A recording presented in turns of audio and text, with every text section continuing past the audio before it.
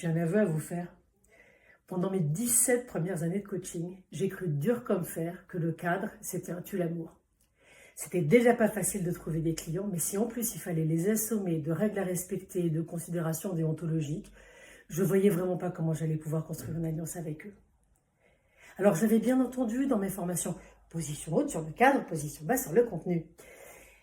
Et je ne savais pas très bien de quoi était fait ce fameux cadre, mais comme tout le monde avait l'air de savoir, je n'ai pas osé demander.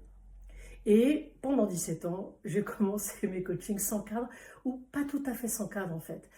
Avec des bouts de cadre comme ça, improvisés, pas intentionnels, pas systématiques, pas méthodiques, pas réfléchis, et en tout état de cause insuffisants. Alors comme ça, je me suis pris une quantité de murs astronomiques.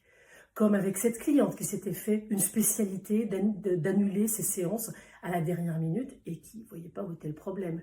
Ou comme avec ses partenaires qui m'ont fait bosser et ne m'ont jamais payé sous prétexte qu'il n'y avait pas de cadre. Ou enfin avec ce manager qui a exigé en plein milieu du coaching de son N-1 que je lui rende des comptes. Alors je n'ai pas planté tous mes coachings comme ça, loin s'en faut, mais je me suis retrouvée à de nombreuses reprises dans des situations inconfortables et insécurisantes pour mes coachés comme pour moi. Et nombreux et nombreuses sont celles qui m'ont dit quand j'abordais un sujet qui aurait dû être abordé au moment de la création du cadre, mais enfin Cécile, il fallait m'en parler avant. Et puis pendant mes études de coaching en Angleterre, mon confrère croate Michael Nem m'a dit « Mais moi, le cadre, c'est mon outil principal en fait pour créer une relation de confiance et de sécurité avec mes coachés. » Alors, je ne vous cache pas que j'étais bousculée dans ma vision du monde, hein. Mais je savais aussi que Michael était un praticien remarquable et que s'il disait ça, c'était pas pour rien. Alors je l'ai regardé faire. Et je l'ai vu pendant 1 heure entière décortiquer minutieusement avec un coaché ses attentes, ses craintes, ses préférences méthodologiques, les zones dans lesquelles il ne voulait pas que le coaching aille, son rythme de travail préféré, ses contraintes logistiques, et j'en passe, et j'en passe, et j'en passe.